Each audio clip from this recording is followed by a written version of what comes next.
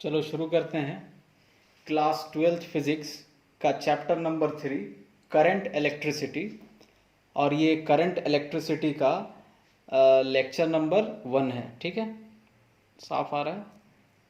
एक minute adjust कर लें इसको। ठीक है, चलो। तो करंट इलेक्ट्रिसिटी में हम लोग को सबसे पहले क्या समझना है? Electric current. Electric current, electric current क्या होता है जानते हो? तुम लोग 10th में पढ़े हो ये चीज।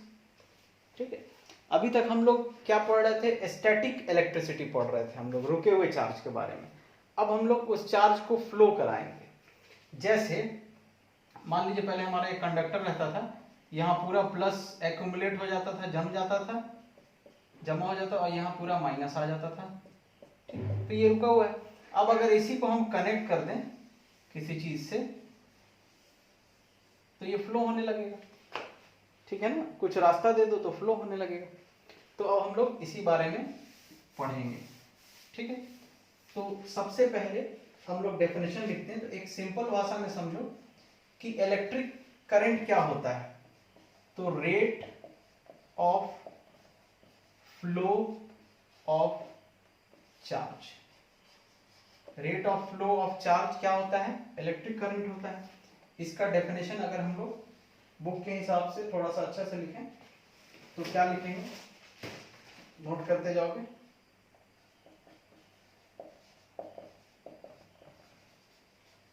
Electric current in a conductor across an area held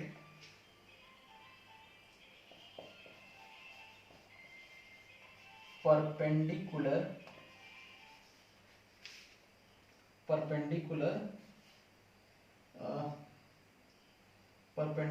to the direction of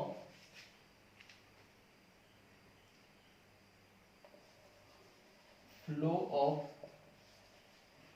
charge, perpendicular to the direction of flow of charge is defined as the amount of charge flowing across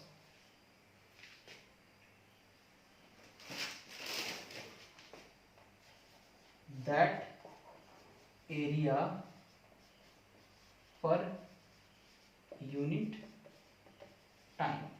ठीक, क्या बोल रहा है? Electric current in a conductor across an area held perpendicular to direction of flow of charge.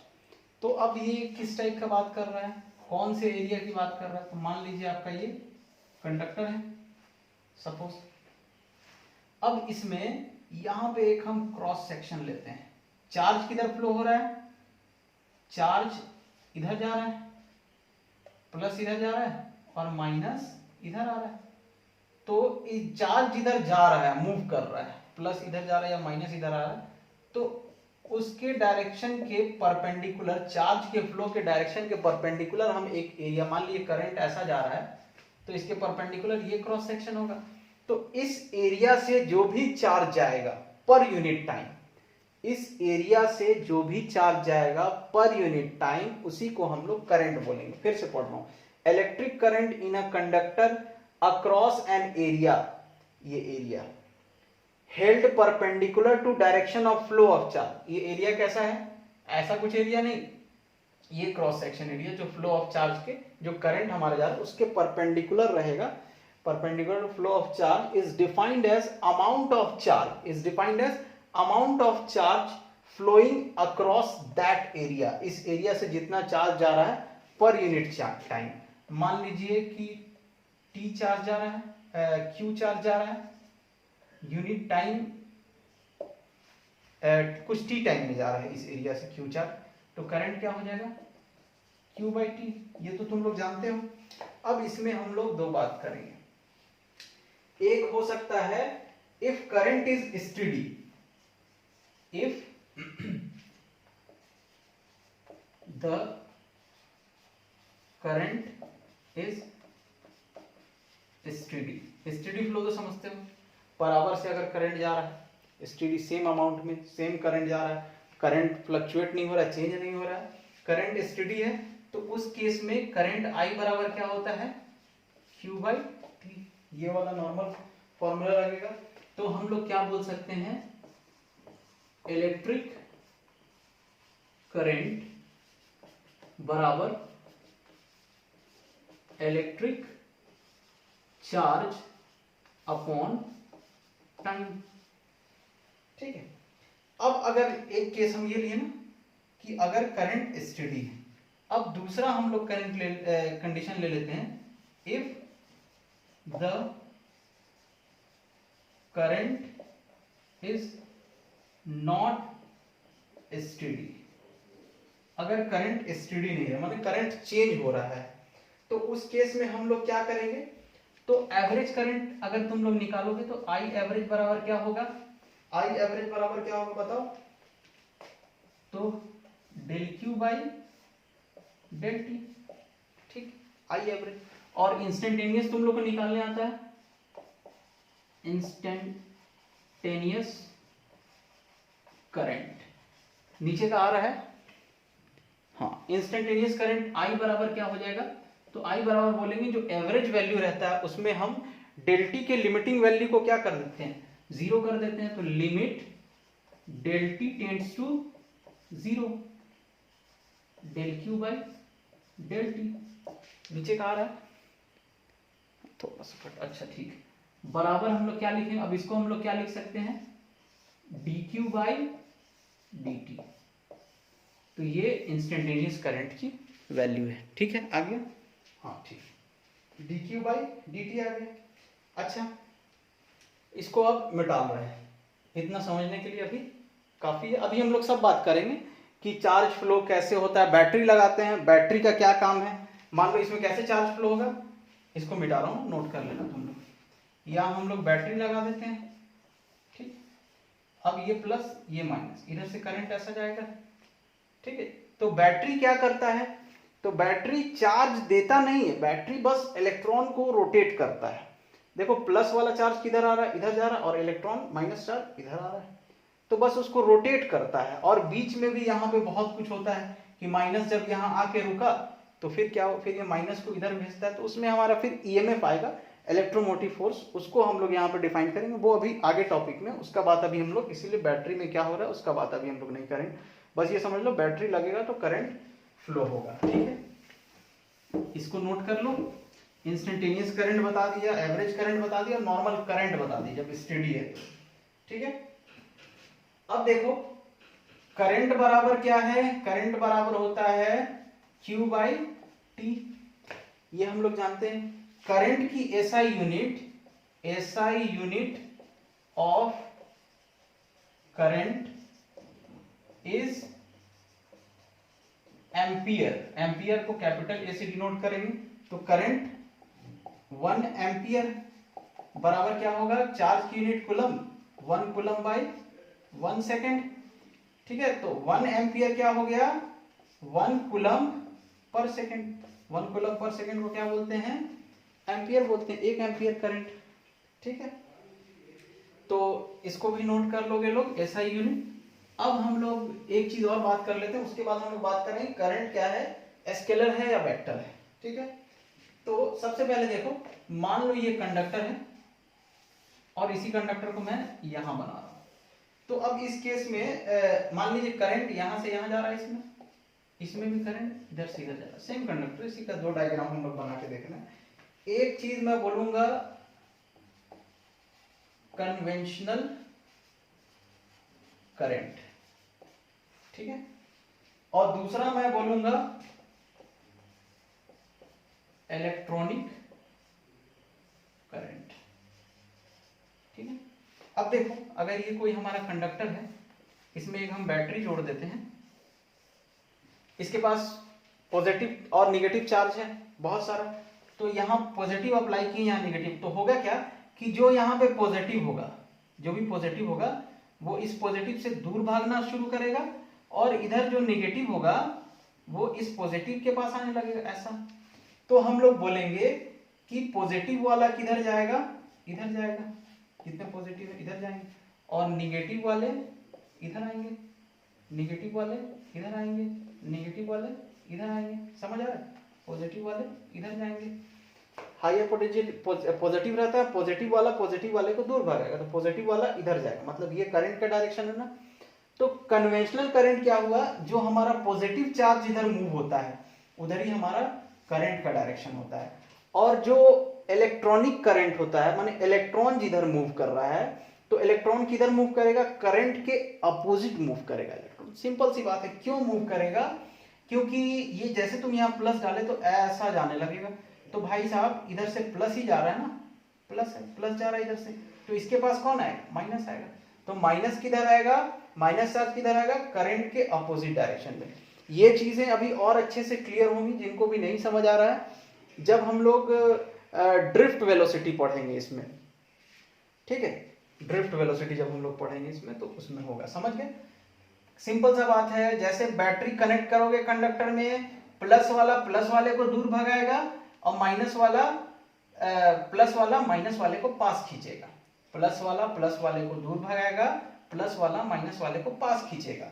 लेकिन हमारा current का direction हम लोग जानते हैं कैसा रहता है, प्लस से माइनस, तो करंट कुछ यूं मूव करता है, ऐसा ऐसा ऐसा ऐसा, ये आई है हमारा, ये करंट है ना हमारा, ठीक है। देखो जिधर पॉजिटिव जा रहा है उधर ही हमारा करंट का डायरेक्शन, और निगेटिव कहां आ रहा है, तो करंट के डायरेक्शन के अपोजिट। क्यों अपोजिट आ रहा है, समझ के, प्लस के पास आएगा, ठीक है। तो कन्वेंशनल करंट होता है जो हमारा करंट का डायरेक्शन है, करंट का डायरेक्शन बोले तो हमारे पॉजिटिव चार्ज का डायरेक्शन करंट का डायरेक्शन है, और हमारे निगेटिव चार्ज का डायरेक्शन क्या है, करंट के अपोजिट।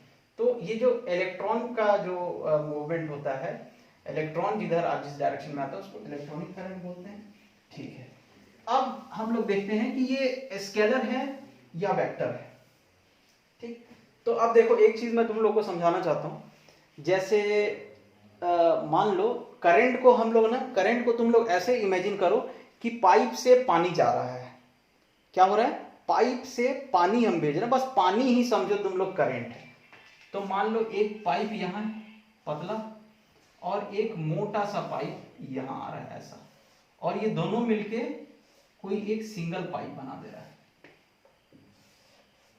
तो अगर इसमें से मान लीजिए आप 3 लीटर पानी जा रहा है और इसमें से 5 लीटर पानी जा रहा है पर सेकेंड, तो इसमें कितना जाएगा, 8 लीटर जाएगा ना, जो भी नंबर रख लो, 4 रख लो, जो भी 5 4 जो भी रख लो, 5 ही रख लो, ठीक है, समझ रहे हो। तो हम लोग करंट को किससे समझ रहे हैं, जैसे हम लोग पानी से, पाइप से पानी डालते हैं ना, बस ऐसा ही समझो कि जो पाइप से पानी जा रहा है वही क्या है, करंट है। देखो जैसे पानी बह रहा है तो पानी का धारा बोलते हैं उसको, पानी का धारा, तो धारा मतलब क्या होता है, धारा मतलब करंट, इंग्लिश में करंट बोलेंगे उसको। तो समझने के लिए, बहुत अच्छे से प्यार से समझने के लिए, फील करने के लिए ये समझ लो कि करंट क्या है। तो जैसे पाइप से पानी जा रहा है ना, वैसे ही करंट जाता है कंडक्टर से। ये समझने के लिए, आसान भाषा में समझने के लिए इतना समझ, अपने समझदारी में डालो इतना कि जैसे करंट जा रहा है, जैसे पानी जाता है पाइप से, वैसे ही कंडक्टर से करंट जा रहा है। तो पानी इसलिए समझा रहे हैं, अमाउंट समझाना चाह रहे हैं तुम लोग को कि अब अगर यहां से 3 लीटर पर सेकेंड आ रहा है और यहां से 5 लीटर पर सेकेंड आ रहा है, मान लीजिए 3 लीटर मिला, यहां से 5 लीटर मिला, अब दोनों एक में मिल जाएगा तो कितना हो जाएगा, जाहिर सी बात है भाई, 3 लीटर आया, 5 लीटर आया, 8 लीटर मिलेगा, कम तो होगा नहीं, पानी कुछ बढ़ेगा तो नहीं, समझने के लिए ये 8 लीटर होगा। अच्छा, अब ये हम क्यों समझाना चाह रहे थे, अब देखो, अब मान लो कि हम लोग 2 वायर लेते हैं। देखो हम लोग अभी क्या सीखे हैं कि करंट, देखो ना करंट कैसा है, करंट का तुमको डायरेक्शन भी पता है, डायरेक्शन फिक्स है, प्लस से माइनस जाएगा, प्लस से माइनस जाएगा, मतलब करंट के पास डायरेक्शन भी है और मैग्नीट्यूड भी है, तो भी ये वेक्टर क्वांटिटी नहीं है करंट। करंट के बाद फिर से बोल रहा हूं, लिख लोगे कि करंट के पास डायरेक्शन भी है और मैग्नीट्यूड भी है, फिर भी वो वेक्टर नहीं है। करंट के पास डायरेक्शन भी है, मैग्नीट्यूड भी है, फिर भी वो वेक्टर नहीं है। वेक्टर क्या होता है? जिसके पास डायरेक्शन हो और साथ में मैग्नीट्यूड भी हो। इतना ही हम लोग जानते थे, लेकिन एक चीज और है कि वेक्टर करंट के पास, मतलब जो भी वेक्टर क्वांटिटी उसके पास डायरेक्शन भी रहना चाहिए, मैग्नीट्यूड भी रहना चाहिए, और साथ में वो वेक्टर लॉ को भी फॉलो करता हो। वेक्टर लॉ, एडिशन लॉ जो है उसको भी फॉलो करता। मान लो इन दोनों के बीच में 90 डिग्री का एंगल बन रहा है। यहां से तुमने I1 दिया, यहां से तुमने I2 दिया, और इधर हमको मिल गया, दोनों एक बार मिलके I मिल गया हमको। ठीक है, अब मान लो कि I1 बराबर 3 एम्पियर है, I2 बराबर 4 एम्पियर है। तो हम लोग सीधा सीधा क्या बोल देंगे? I बराबर क्या होगा? I1 plus I2। देखो ना, ये दोनों पाइप का पानी जाके मिलके एक बन गया। इसमें कितना हुआ पानी? तो 3 + 5। वैसे ही यहाँ I1 plus I2, I current हो गया, तो कितना हो जाएगा? 3 एम्पियर प्लस 4 एम्पियर बराबर 7 एम्पियर। ठीक है, 7 एम्पियर होगा। समझ आ रहा है? समझ आ रहा है अच्छे से? ठीक है, कैसे मैंने समझाया? पानी हम लोग इमेजिन करेंगे, इधर से 3 लीटर पानी जा रहा है, इधर से 5 लीटर जा रहा है, दोनों जाके एक ही मिल जाए तो हमको कितना मिलेगा? 3 और 5 दोनों आगे मिलेगा 8।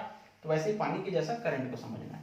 वैसे ही हम लोगों ने क्या दिया? एक साइड से 3 एम्पियर दिया, एक साइड से 4 एम्पियर दिया, दोनों को एक दूसरे कंडक्टर में, वायर में मिला दिया, तो हमको कितना मिलेगा? 4 3 7 एम्पियर टोटल करंट मिलेगा। लेकिन अगर ये वेक्टर होता, हम लोगों ने ये देख लिया एक्सपेरिमेंट करके, सिंपल सा, एक 3 एम्पियर 4 एम्पियर जोड़ा, किसी एक वायर में लाकर जोड़ा, तो हमको 7 एम्पियर मिल गया ऐड होके।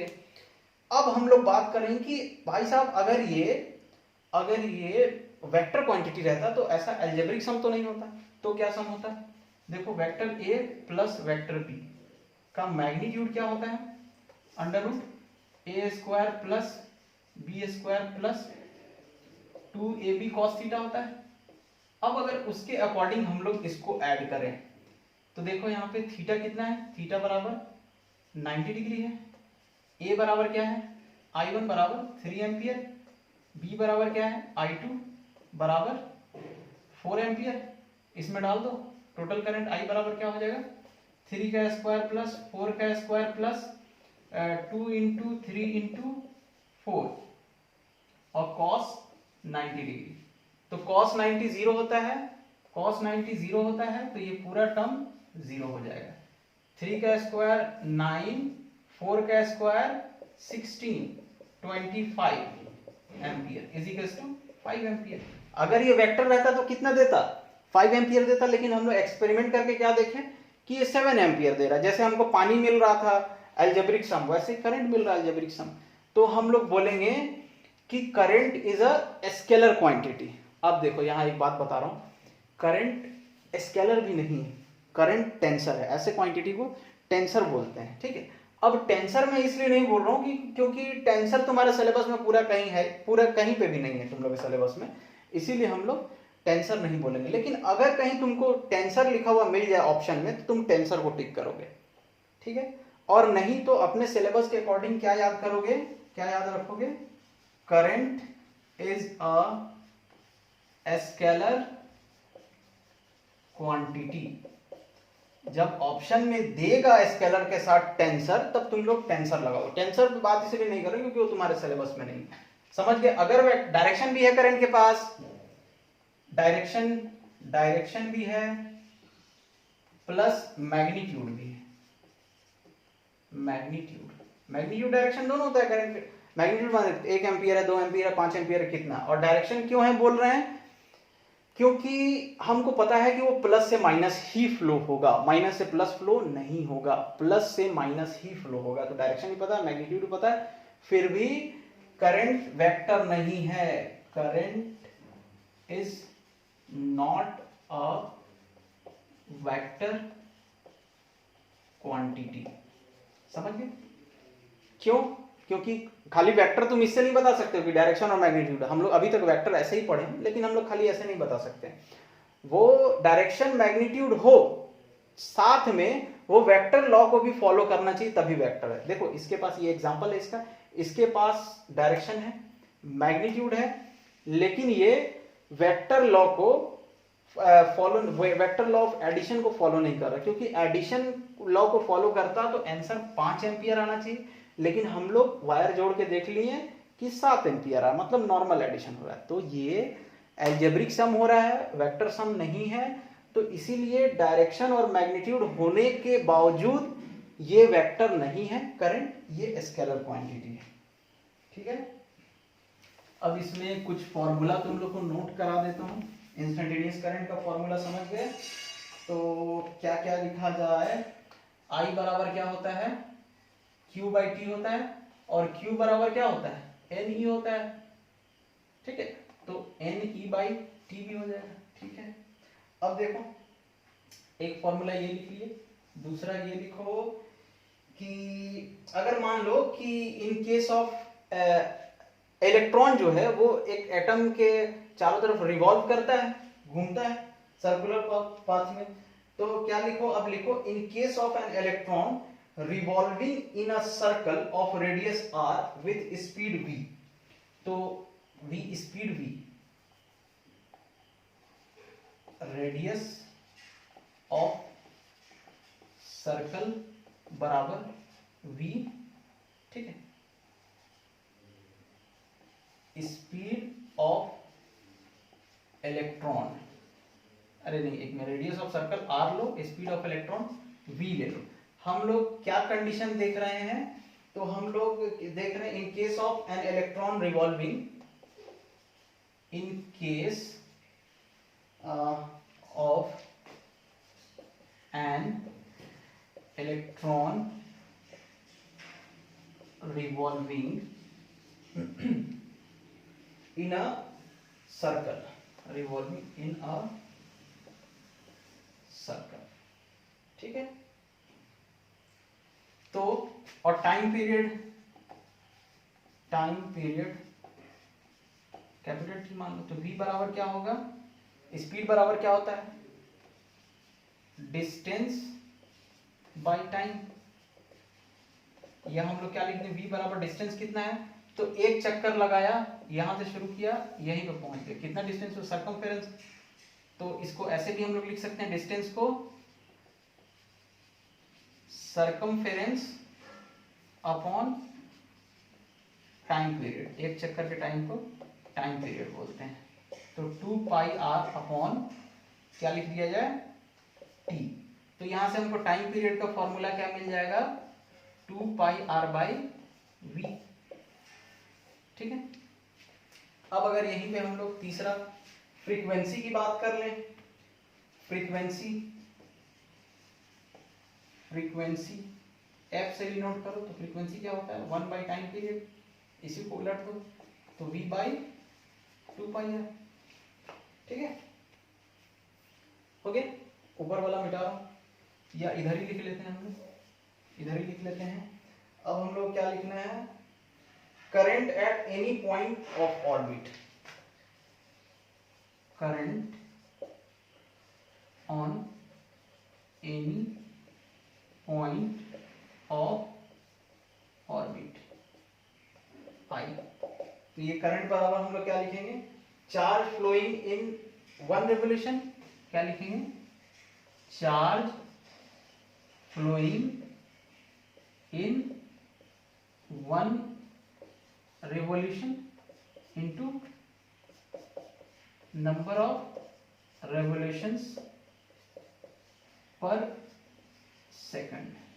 देखो ये चार्ज हो गया, और ये क्या हो गया, नंबर ऑफ रेवोल्यूशन पर सेकंड क्या होता है, 1/t, मतलब चार्ज इंटू चार्ज कुछ भी मान लीजिए q है, इंटू टाइम पीरियड 1/t, तो ये q बाई टी हो गया ना, करंट का ये फॉर्मूला बन रहा है, समझ गया ना, इसको लिखा दे समझ लो। तो कितना चार्ज फ्लो हो रहा है, E, एक इलेक्ट्रॉन की बात कर रहे हैं हम लोग, और नंबर ऑफ रेवोल्यूशंस पर सेकंड क्या होता है, f होता है, ठीक है। फ्रीक्वेंसी यही होता है, नंबर ऑफ रेवोल्यूशंस पर सेकंड फ्रीक्वेंसी होता है। अब ये क्या हो जाएगा, E इंटू एफ की वैल्यू यहां से हम लोग रख रहे हैं v बाई 2 पाई r, तो ये भी एक फॉर्मूला मिल गया। नीचे वाला आ रहा है, E इंटू वी 2πr। चलो थोड़ा सा कैमरा टेढ़ा हो गया।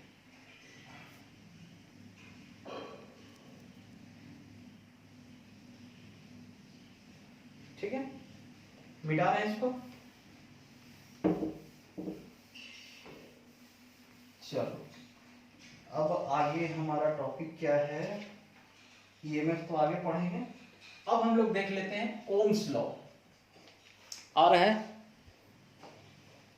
हाँ, ओम्स लॉ देखो, OHM, Ohm's law. Ohm's law से हमको क्या मिलता है? Resistance. Resistance,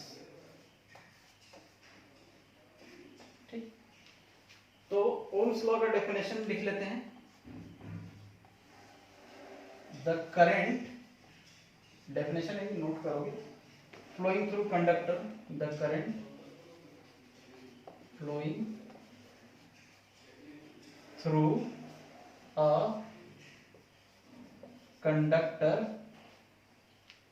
is directly proportional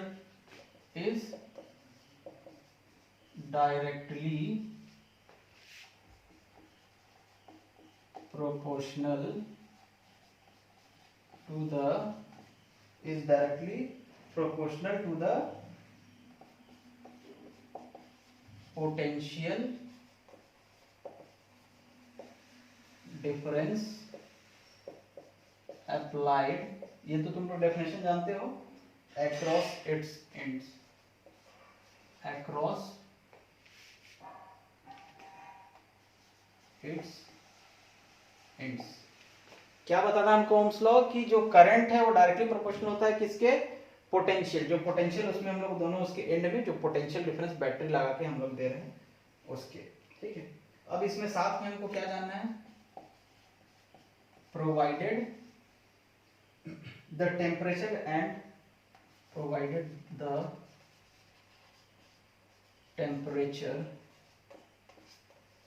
and other physical conditions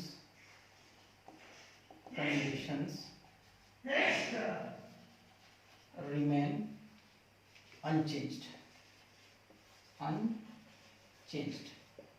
ठीक है, करंट जो डायरेक्टली, ओम्स लॉ क्या बोलता है? Current is directly proportional to potential difference. लेकिन साथ में हमको क्या याद रखना है?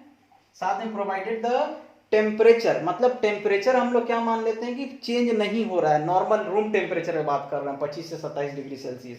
क्योंकि टेम्परेचर चेंज होगा तो ये ओम्स लॉ वैलिड नहीं होगा, टेम्परेचर बढ़ेगा तो ओम्स लॉ वैलिड नहीं रहेगा। तो वही बोल दिया कि temperature and other physical conditions remain unchanged, वो अनचेंज रहने चाहिए। ठीक है, तो हम लोग को यहां से क्या मिल गया? हम लोग क्या लिख सकते हैं? Potential difference directly proportional to current. जो तुम लोग करंट दिए हो तो V is proportional to I लिखेंगे। अब प्रोपोर्शनल का साइन हटाएंगे तो कांस्टेंट देंगे, तो V is equals to RI। ठीक है, V is equals to RI हमको ओम्स लॉ दिया। ठीक है, यह हमको क्या मिला? V बाई I बराबर R, ये हमको मिला। यही जो R है ये हमारा रेजिस्टेंस कहलाता है। ठीक है, रेजिस्टेंस कहलाता है। इसका अगर ग्राफ तुम लोग देखोगे, टेम्परेचर अगर चेंज नहीं हो रहा, इधर I रखो, इधर V रखो, तो हम लोग अगर डाटा कलेक्ट करें हम लोग V बाई I का, तो हम लोग देखते हैं कि वो हमेशा कांस्टेंट है, सेम रेशियो आ रहा है। V बाई I मतलब कुछ पोटेंशियल बढ़ाएं, फिर करंट बढ़ा तो उसको नोट किए, उसका रेशियो नोट कर लिए, मान लीजिए 5 आया, फिर और वोल्टेज बढ़ाएं, फिर करंट भी बढ़ा, उसका रेशियो फिर 5 आएगा। मतलब जो भी चेंज करोगे वोल्टेज और करंट में, वो रेशियो हमेशा 5 आता जाएगा। तो 5 को हम लोग क्या बोल दिए? कांस्टेंट आ रहा, तो उसको हम लोग रेजिस्टेंस बोल दिए। ये किसी एक टेम्परेचर कांस्टेंट, अगर हम मतलब रूम टेम्परेचर पे अगर हम लोग बात करें तो रूम टेम्परेचर पे ही ये ओम्स लॉ वैलिड है। ठीक है, 25 से 27 डिग्री सेल्सियस, तो ये आ जाता है। अब यहां से हमको रेजिस्टेंस मिला, तो अब हम लोग रेजिस्टेंस को डिफाइन करेंगे। इसको लिख लो।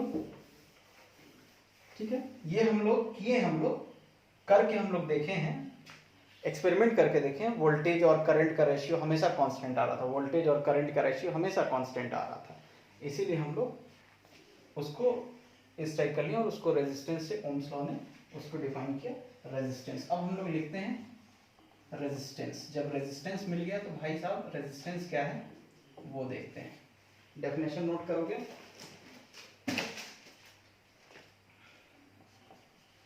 the resistance of a conductor is property, क्या है ये, is property by virtue of which it opposes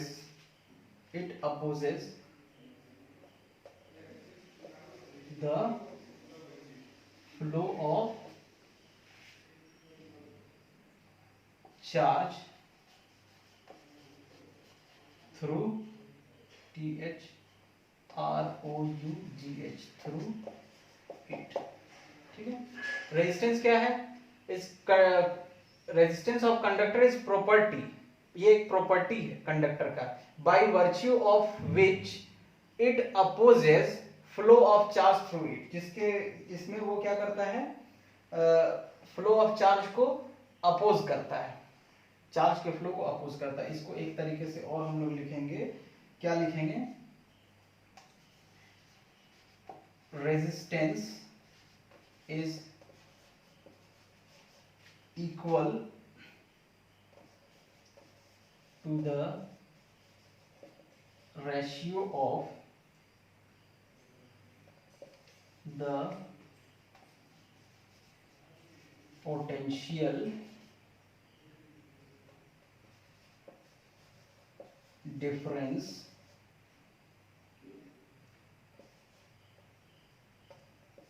applied across conductor to the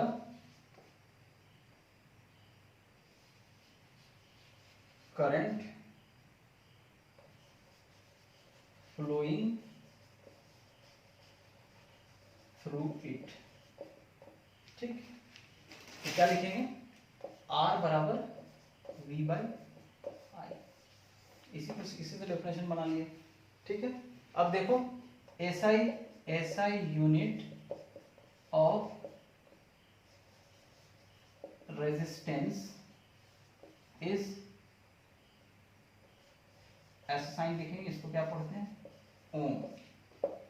ओम पढ़ते हैं। ठीक, अब ओम क्या होता है, तो अब इसमें रखो 1 ohm is equal to 1 volt by 1 ampere. तो हम लोग क्या बोल देंगे कि 1 ओम रेजिस्टेंस कितना है, तो 1 वोल्ट पर एम्पियर। ठीक है, 1 वोल्ट पर एम्पियर, तो ये रेजिस्टेंस की कहानी होगी। ठीक है, नोट कर लो, इसको नोट कर लो।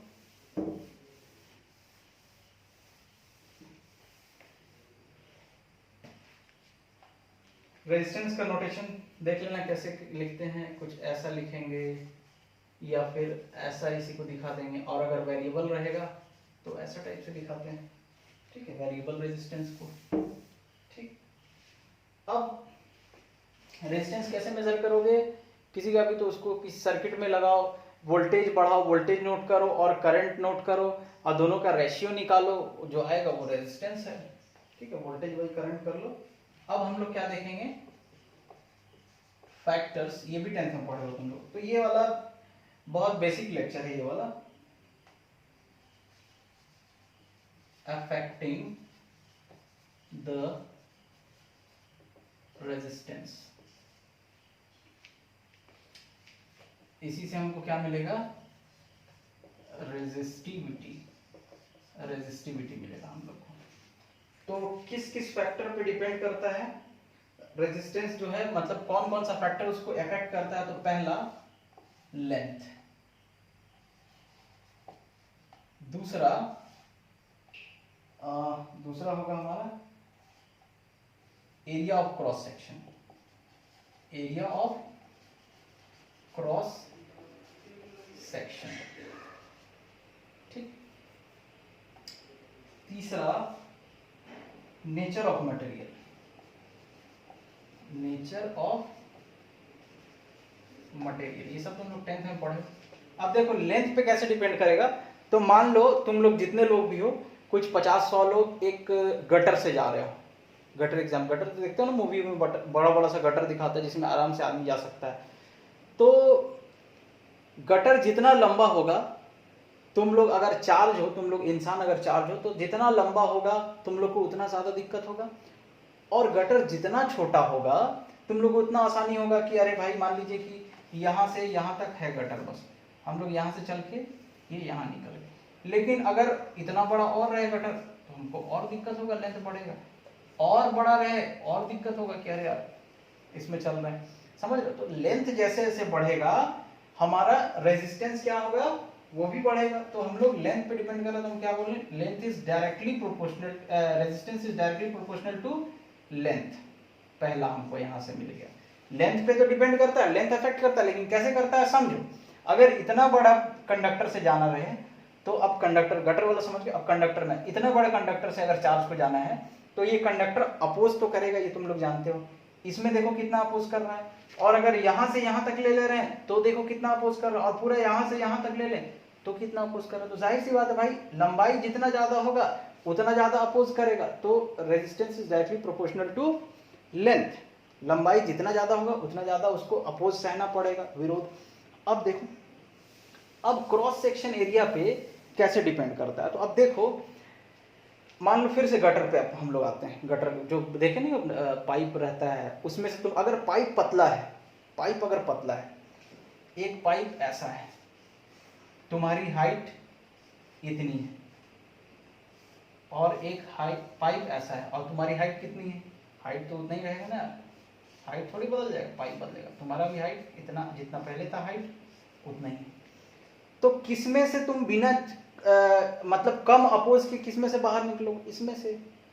तो इसमें चेंज क्या हो रहा है, तो देखो एक का क्रॉस सेक्शन एरिया इतना है और एक का क्रॉस सेक्शन एरिया इतना है। तो एरिया जितना बड़ा होगा हम उतने आसानी से निकल जाएंगे, और एरिया जितना छोटा होगा, मतलब एरिया जितना पतला होगा क्रॉस सेक्शन एरिया, उतना हमको दिक्कत होगा उसमें से, वो पाइप से निकलने में। और एरिया जितना बड़ा होगा हम उस पाइप से उतने ही आसानी से निकल जाएंगे। बात समझ आ रही है भाई?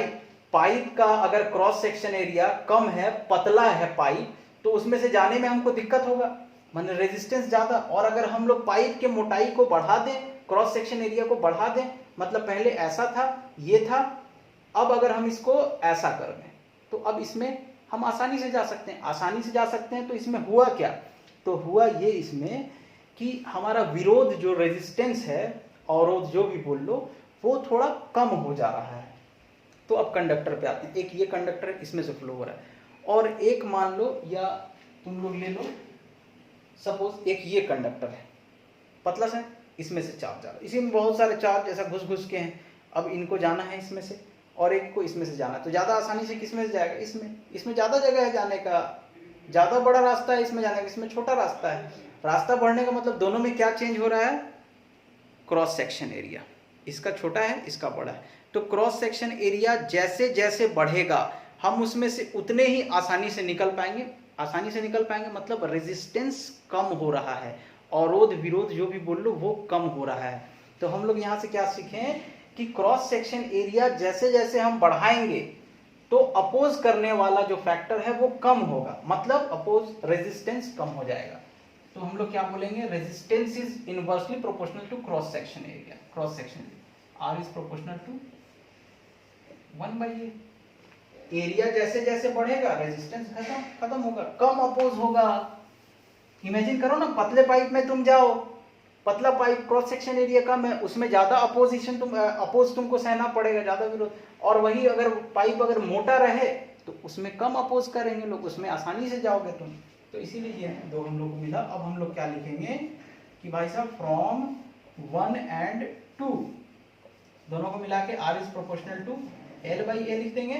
अब प्रोपोर्शनल का जब साइन हटाओगे तो इक्वल दोगे, तो यहाँ एक कांस्टेंट देते हैं, वो कांस्टेंट को क्या लिखते हैं, रो l बाई a। ठीक है, तो ये जो कांस्टेंट दिए हम लोग, इसको क्या बोलते हैं, इसी को बोलते हैं रेजिस्टिविटी। वेयर लिख लो, वेयर रो बराबर, ये क्या है, रो कांस्टेंट, कांस्टेंट है, इसी को हम लोग क्या बोलते हैं, रेजिस्टिविटी बोलते हैं या स्पेसिफिक रेजिस्टेंस बोलते हैं। ठीक है, तो यहां से अगर तुम लोग निकालो तो रो बराबर क्या हो जाएगा, रो बराबर आर ए बाई एल। इसको इधर भेज के देख लो, ए यहाँ आ गया, एल नीचे आ जाएगा। अच्छा, अब इसकी यूनिट हम लोग चेक करते हैं, एसआई यूनिट रेजिस्टिविटी का। तो एसआई यूनिट क्या होगा, तो देखो रो बराबर क्या है, आर ए बाई एल है, तो आर का क्या हुआ, ओम, ए एरिया मीटर स्क्वायर, लेंथ का मीटर, मीटर से 1 मीटर कैंसिल, तो कितना आया, ओम metre.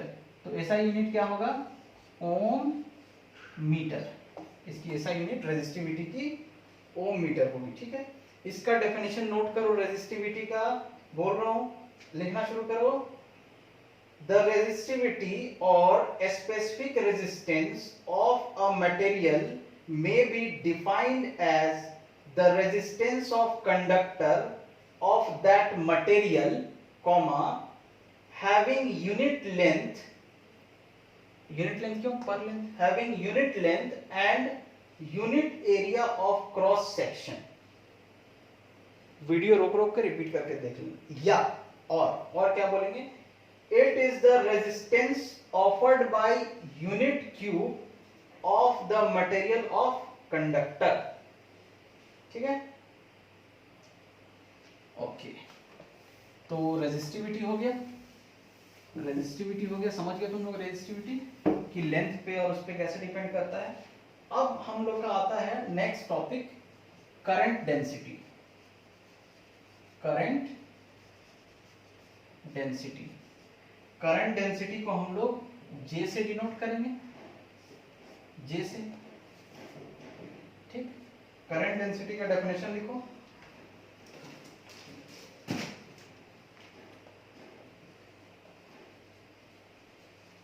The current density at any point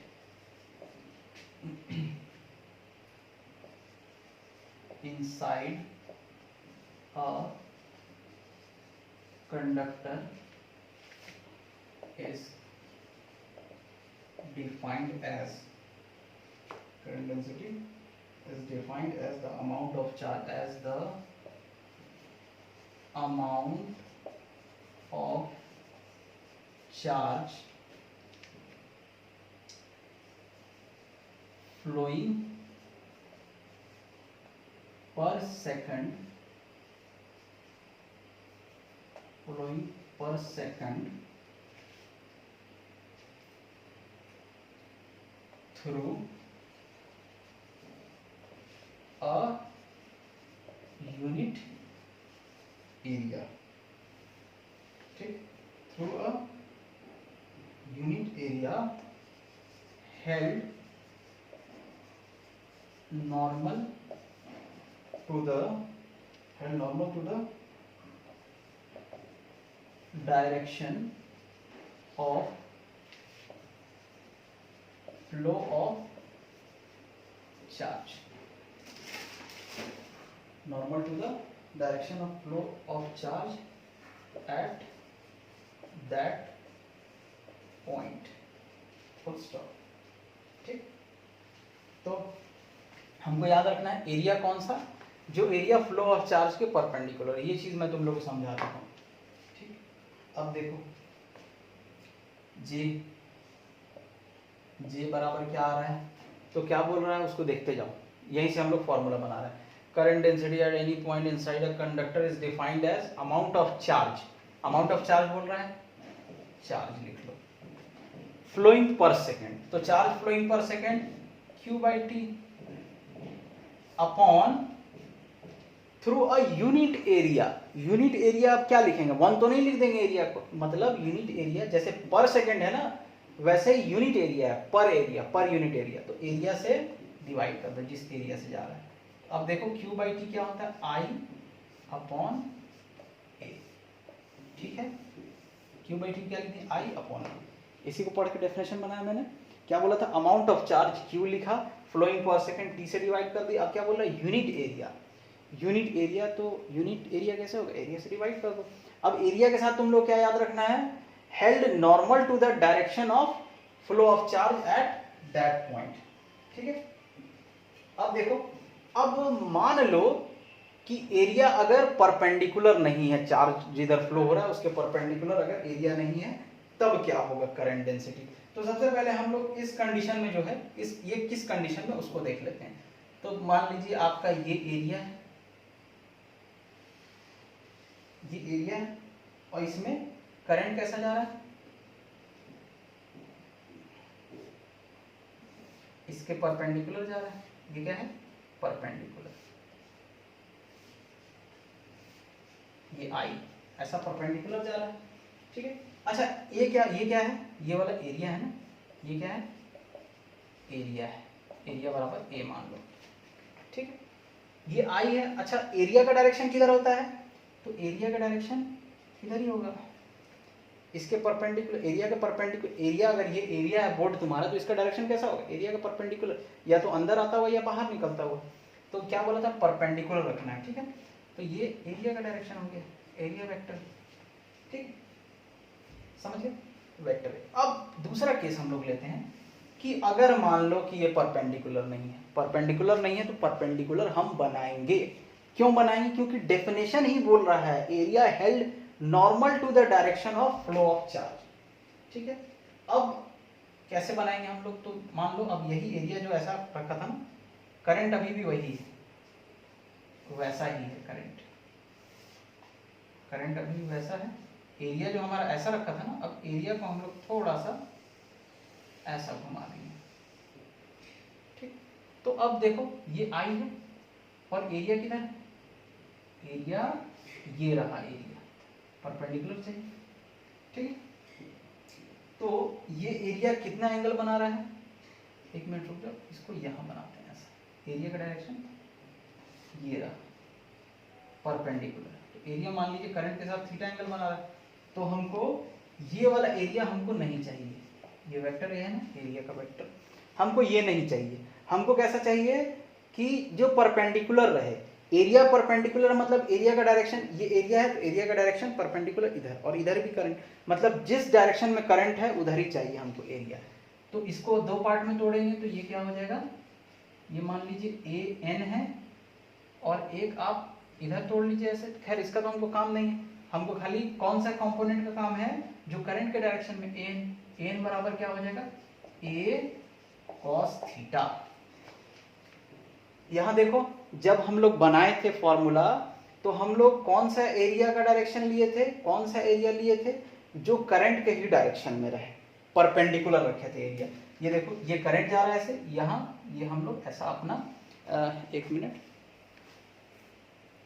जैसे ये एरिया हम लोग रख दिए, तो ये एरिया का डायरेक्शन किधर है, एरिया मतलब अगर ये करंट है ना, इसके परपेंडिकुलर ये करंट जा रहा है, इसके परपेंडिकुलर एरिया रख दो, करंट के परपेंडिकुलर एरिया रखे तो एरिया का डायरेक्शन किधर है, वही है जो करंट का डायरेक्शन है।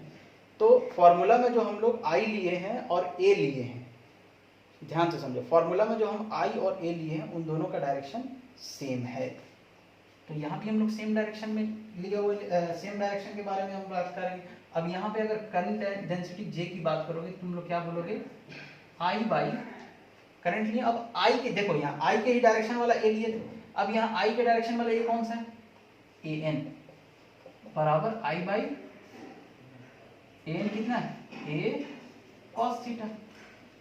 ऊपर वाला डेफिनेशन मिटा रहा हूँ, तुम लोग लिख लिया करो इसको, नोट वीडियो को पॉज करके लिख लिया करो, ठीक है। अब देखो J बराबर क्या आ गया, समझ रहे हो ना, यहाँ AN क्यों लिए हैं, क्योंकि यहाँ से देखो हम लोग I बाई A लिए हैं, I और A का डायरेक्शन देखो सेम है, डेफिनेशन से बताया था, तो उस हिसाब से डेफिनेशन में ये नहीं बोला था डायरेक्शन से, डेफिनेशन में बस ये बोला था परपेंडिकुलर रखो, परपेंडिकुलर हम रखे तो हमको क्या मिला, I और A सेम है भाई, कभी परपेंडिकुलर रखेंगे सेम आएगा, यहाँ परपेंडिकुलर नहीं था तो हम लोग कंपोनेंट तोड़ लिए एरिया का, ये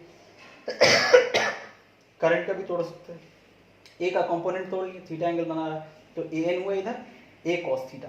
तो हम अगर इस केस में फॉर्मूला बनाए तो क्या बनाएंगे, आई बाई ए एन, क्यों लिखे हैं, क्योंकि आई और ए एन सेम डायरेक्शन में, यहाँ भी हम आई और ए लिए थे, आई और ए सेम डायरेक्शन में था, इसीलिए अब यहाँ भी हम सेम डायरेक्शन में लेंगे, तो आई बाई ए कॉस थीटा, फिर से नीचे वाले को ही लिखें। अच्छा अब यहीं से अगर हम लोग आई बराबर निकालें, आई बराबर निकालें तो आई बराबर क्या होगा, इस ए कॉस थीटा को इधर भेज दो तो जे इंटू ए कॉस थीटा। अब बताओ ए बी कॉस थीटा क्या होता है, ए बी कॉस थीटा क्या होता है, तो vector A dot vector B, तो यहां क्या लिख देंगे इसको, vector J dot vector A, current accelerate quantity है, स्केलर क्वांटिटी है, और दो वेक्टर के डॉट प्रोडक्ट के फॉर्म में हम लोग लिख दिए हैं, ठीक है, ओके। अब अगर हमारा वो एरिया वेरिया थोड़ा सा अजीब रहे, एरिया फिक्स हमको पता नहीं है, तो अब उस केस में हम लोग क्या करते हैं, तो उस केस में हम लोग इंटीग्रेशन का यूज़ करेंगे, वैसा रहेगा तो हम लोग क्या निकालेंगे, आई बराबर इंटीग्रेशन टोटल सरफेस फिर vector J dot D A, ऐसे करके निकालेंगे, समझ आ रहा है, उम्मीद करते हैं समझ आ रहा होगा। तो जैसे वहां हम लोग फ्लक्स मिला था वैसे ही यहाँ ये मिल रहा है, ठीक है, जैसे फ्लक्स था वैसे ही करंट मिल रहा है, ठीक। अब आगे बढ़ते हैं, अब 2-3-4 टर्म्स है, इसको वीडियो पॉज करके लिख लो पीछे करके, मैंने बिना बोले मिटा दिया। कितना टाइम हो गया, 52 मिनट्स, ओके जल्दी जल्दी करते हैं। अच्छा अब देखो कंडक्टेंस क्या होता है, पहला, दूसरा, पहला कंडक्टेंस लिखोगे और दूसरा लिखोगे कंडक्टिविटी, कंडक्टेंस और कंडक्टिविटी क्या क्या है, डेफिनेशन लिख लिया जाए, the conductance of conductor is, एक चीज तुम लोग डेफिनेशन लिख लोगे ना, बस ऐसे याद रखो, कंडक्टेंस बराबर 1 अपॉन रेजिस्टेंस, या कंडक्टेंस को हम लोग नोट करते हैं G से, तो G बराबर 1/R, ठीक है। वैसे ही कंडक्टिविटी बराबर क्या होगा, 1 रेजिस्टिविटी, या इसको हम लोग क्या लिखेंगे, कंडक्टिविटी को हम लोग सिग्मा से डिनोट करते हैं, सिग्मा बराबर 1/ρ। चलो कंडक्टेंस का डेफिनेशन लिखो, डेफिनेशन लिखो कंडक्टेंस का, शुरू हो जाओ। The conductance of a conductor is with EASE with which electric charge flow through it। Conductance क्या होता है, conductance of conductor is the ease with which electric charge flow through it, it is फिर full stop, it is equal to the reciprocal of its resistance and denoted by G, ठीक है। अब देखो कैसे बोल दिया कि फ्लो ऑफ ईज, तो देखो रेजिस्टेंस जितना ज्यादा होगा, ये डिनोमिनेटर जितना ज्यादा हो, ज्यादा जैसे डिनोमिनेटर रहेगा तो ओवरऑल फ्रैक्शन क्या आएगा, कम आएगा, मतलब कंडक्टेंस कम होगा, ठीक है।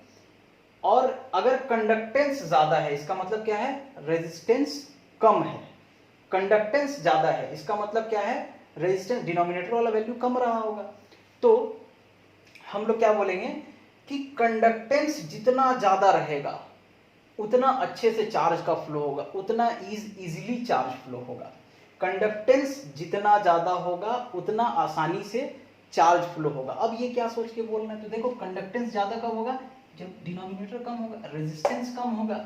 जाहिर सी बात है भाई, रेजिस्टेंस कम होगा तो चार्ज तो फ्लो होगा ही आसानी से। इसीलिए कंडक्टेंस ज्यादा है तो हम लोग क्या बोल दिए कि चार्ज आसानी से फ्लो होगा, कंडक्टेंस अगर ज्यादा है। अब कैसे हम ये डिसाइड किए, तो कंडक्टेंस बराबर 1 बाई रेजिस्टेंस, तो कंडक्टेंस ज्यादा कब होगा, जब रेजिस्टेंस कम। और भैया जब रेजिस्टेंस कम होगा तो चार्ज आसानी से फ्लो होगा। कंडक्टिविटी का डेफिनेशन लिखो, कंडक्टिविटी लिखो लिखो लिखो, कंडक्टिविटी लिखो। इसका ऐसा यूनिट लिख लोगे पर ओम, पर ओम हो जाएगा, वो सब तो तुम लोग कर लोगे। लिखो, the reciprocal of resistivity of material is called conductivity. The reciprocal of resistivity of a material is called conductivity. कितने मिनट्स हो गए हैं? 55। ओके, डिलीट नहीं हो जाएगा, डिलीट हो जाता है तो बहुत खराब लगता है। अब हम लोग क्या करेंगे, vector form of Ohm's law, Ohm's law का वेक्टर फॉर्म करते हैं अब हम लोग, ठीक है। तो वी नो दैट V बराबर क्या होता है, E इंटू एल, वेयर हम लोग जानते हैं V क्या है, पोटेंशियल डिफरेंस, E क्या है, इलेक्ट्रिक फील्ड, और L क्या है, जो डिस्टेंस देता था V equals to E into d लिखते थे ना, वही बस हम लोग किए हैं। अब क्या लिखो, ऑल्सो फ्रॉम ओम्स लॉ। अब ओम्स लॉ क्या बोलता है, V is equals to I R, और R की वैल्यू क्या निकाले हो तुम लोग, R की वैल्यू, I को I रहने दो, R की वैल्यू लिखो रो L बाई A, इसको 1 ले लो, इसको 2 ले लो, फ्रॉम 1 एंड 2 दोनों को इक्वेट कर दो, E इंटू एल बराबर I into rho L by A, ठीक है। अब देखो L L खत्म, हम इसको क्या लिख सकते हैं, नीचे का आ रहा है, हाँ हम इसको क्या लिख सकते हैं, E बराबर I by A into rho, या E बराबर I बाई A क्या होता है, करंट डेंसिटी होता है J, तो J इंटू रो, ठीक है। E बराबर J इंटू रो। अब हम लोग जानते हैं इन vector form, current density vector quantity है, पीछे देखे थे करंट डेंसिटी वेक्टर क्वांटिटी, और इलेक्ट्रिक फील्ड भी वेक्टर क्वांटिटी है, तो वेक्टर E बराबर J into vector J into rho. तो करंट डेंसिटी का डायरेक्शन क्या होगा, जो इलेक्ट्रिक फील्ड का डायरेक्शन होगा, ठीक है। या इसको ऐसा लिख लो, कांस्टेंट को पहले लिख लो, ठीक है। अब अगर हम लोग J बराबर लिखें तो J बराबर क्या हो जाएगा, 1 बाई रो इंटू ई, और 1 बाई रो अभी तुम लोग पढ़े हो कंडक्टिविटी सिग्मा, तो सिग्मा ई, ये भी हो सकता है, ये भी हो सकता है। ये क्या हो गया, Ohm's law in vector form, ठीक है। ये ओम्स लॉ का वेक्टर फॉर्म है। चलो ठीक है, फिर हम लोग नेक्स्ट वीडियो में मिलेंगे, नेक्स्ट वीडियो में जो भी आगे है उसको पढ़ेंगे, ठीक है। Thank you.